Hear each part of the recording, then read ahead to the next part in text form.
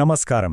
శ్రీ త్యాగరాజస్వామివారి సంగీతం వింటుంటే మనకు ఒక అనిర్వచనీయమైన అనుభూతి కలుగుతుంది కదా.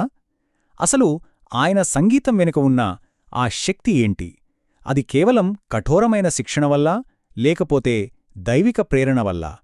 ఈరోజు మనం త్యాగరాజస్వామివారి ప్రజ్ఞను తీర్చిదిద్దిన ఆ ఇద్దరు గురువుల గురించి తెలుసుకోబోతున్నాం.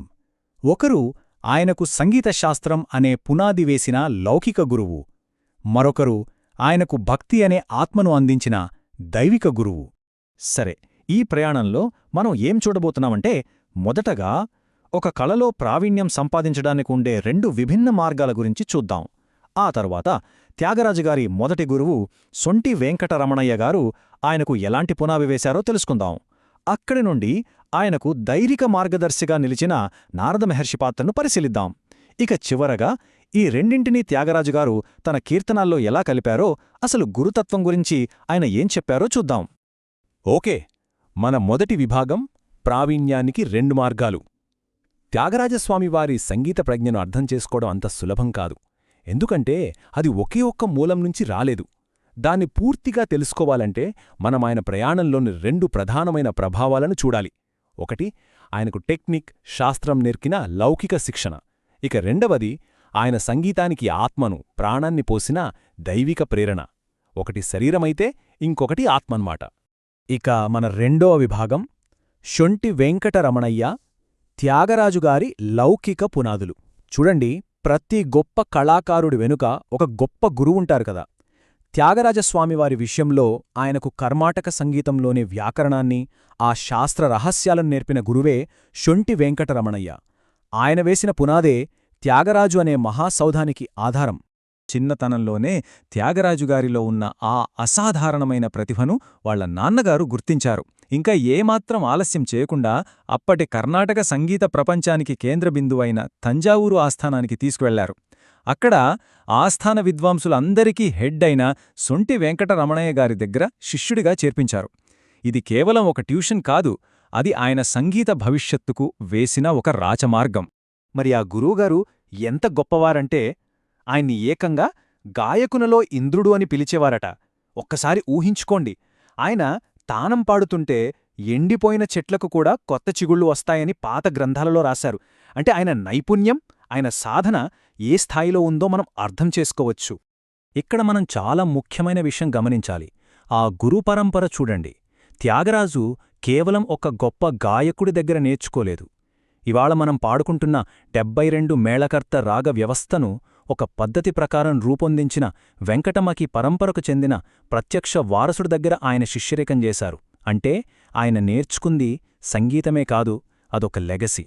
ఇంత గొప్ప శిక్షణ, ఆస్థానంలో పాడేంత టెక్నిక్ ఉన్నప్పటికీ త్యాగరాజుగారి లక్ష్యం మాత్రం వేరే. ఆయనకు సంగీతమంటే సభల్లో చప్పట్లు కొట్టించుకోడానికో, డబ్బు సంపాదించడానికో కాదు. అది కేవలం తన భక్తిని చాటుకోవడానికి ఒక సాధనం, ఆ భగవంతుణ్ణి చేరుకోవడానికి ఒక మార్గం, అంతే. ఇక మన మూడవ విభాగం నారదుడు, దైవిక మార్గదర్శి. సరే, త్యాగరాజుగారికి అద్భుతమైన టెక్నిక్, పర్ఫెక్ట్ ఫౌండేషన్ వచ్చాయి. కాని ఆయన సంగీతంలో మనల్ని కట్టిపడేసే ఆ మ్యాజిక్, ఆ దైవిక అనుభూతి అదెక్కడ్నుంచొచ్చింది? ఆ ప్రశ్నకు సమాధానం కోసం మనం ఆయన రెండవ గురువు, దివ్య మార్గదర్శి అయిన నారద మహర్షి వైపు చూడాలి. ఇది చాలా కీలకమైన ప్రశ్న. ఆయన లౌకిక గురువు, సంగీత శాస్త్రాన్ని, దాని వ్యాకరణాన్నే నేర్పారు, బాగానే ఉంది. మరి త్యాగరాజు కీర్తనల్లో పొంగిపొర్లే ఆ భక్తి, ఆ ఆధ్యాత్మిక లోతు, ఆ దైవిక జ్ఞానం, అదంతా ఎక్కడ్నించొచ్చింది? టెక్నిక్తో దాన్ని తీసుకురాలేం గదా. ప్రచారంలో ఉన్న ఒక అద్భుతమైన కథ ప్రకారం దీనికి సమాధానం ఒక దివ్య దర్శనంలో ఉంది. త్యాగరాజుకు సాక్షాత్తు నారద మహర్షే దర్శనమిచ్చి సంగీత రహస్యాలన్నింటినీ నిక్షిప్తం చేసిన స్వరార్ణవం అనే ఒక గొప్ప గ్రంథాన్ని అందించారని చెబుతారు. ఇది ట్రైనింగ్ కాదు, ఇది ఒక దైవిక వరం. ఈ దైవిక ప్రేరణ ఎంత గొప్పదో చెప్పడానికి మన సంప్రదాయంలో ఒక అద్భుతమైన పోలిక ఉంది. నారద మహర్షి స్ఫూర్తితో వాల్మీకి ఎలాగైతే 24,000 శ్లోకాలతో రామాయణాన్ని రచించారో, అదే నారదుడు ప్రేరణతో త్యాగరాజు కూడా 24,000 కీర్తనలు రచించారని అంటారు. చూడండి, ఒక వాగ్గేయకారుడిని ఒక ఇతిహాసకర్తతో సమానంగా చూస్తున్నారంటే ఆ ప్రేరణ ఎంత గొప్పదో కదా. సో ఇక్కడ మనం ఆ రెండు శక్తులూను పక్కపక్కన పెట్టి చూస్తే చాలా స్పష్టంగా అర్థమవుతుంది. సొంటి వెంకటరమణయ్య గారు సంగీత శాస్త్రం అనే ఒక పర్ఫెక్ట్ పాత్రను తయారుచేసి ఇస్తే, నారద మహర్షి అందులో దైవిక జ్ఞానమనే అమృతాన్ని నింపారు. ఒకటి కళకు రూపమైతే మరొకటి ప్రాణం. 4వ విభాగం త్యాగరాజ సంశ్లేషణ గురుతత్వం. సరే, ఇదంతా బాగానే ఉంది. మరి ఈ ఇద్దరు గురువుల గురించి, అసలు గురువు యొక్క ప్రాముఖ్యత గురించి స్వయంగా త్యాగరాజు గారేమనుకున్నారు? ఈ ప్రశ్నకు సమాధానం కోసం మనం ఆయన రాసిన ఒక గొప్ప కీర్తన వైపు చూడాలి. ఆయన రాసిన ఫేమస్ కీర్తన గురులేఖ ఎటువంటిలో త్యాగరాజుగారు ఒక లోతైన ఫిలసాఫికల్ కాన్సెప్ట్తో మొదలుపెడతారు. అదే హృదరోగ. అంటే గుండెజబ్బు అని కాదు, మనందరిలోనూ ఉండే ఆధ్యాత్మిక అజ్ఞానమనే ఒక మానసిక వ్యాధి. ఉపనిషత్తులు చెప్పినట్లుగా ఇది అందరికీ ఉండే ప్రాథమిక సమస్య. మరి ఈ హృద్రోగానికి కారణమేంటి? దాని లక్షణమేంటి? త్యాగరాజస్వామి ప్రకారం దానికి మూలం దేహాభిమానం. అంటే నేనే ఈ శరీరం అనుకోవడం. ఈ ఒక్క తప్పుడు భావన వల్లే మనం ప్రాపంచిక విషయాలకు, బంధాలకు ఎక్కువగా అతుకుపోయి బాధపడతామని ఆయన వివరిస్తారు. ఇక్కడే అసలు పాయింటే ఉంది. త్యాగరాజు చాలా స్పష్టంగా చెప్తున్నారు, ఒక వ్యక్తి ఎంత మంచివాడైనా, ఎన్ని మంచి పనులు చేసినా సరే, ఈ అజ్ఞానమనే హృద్రోగాన్ని నయం చేసుకోవాలంటే ఒక సమర్థుడైన సద్గురువు యొక్క దయ, ఆయన మార్గదర్శకత్వం ఖచ్చితంగా ఉండాల్సిందే. అది లేకుండా సాధ్యం కాదు అని తేల్చి చెప్తున్నారు. మొత్తంగా చూస్తే త్యాగరాజుగారి జీవితం మనకొక గొప్ప సత్యాన్ని చూపిస్తుంది.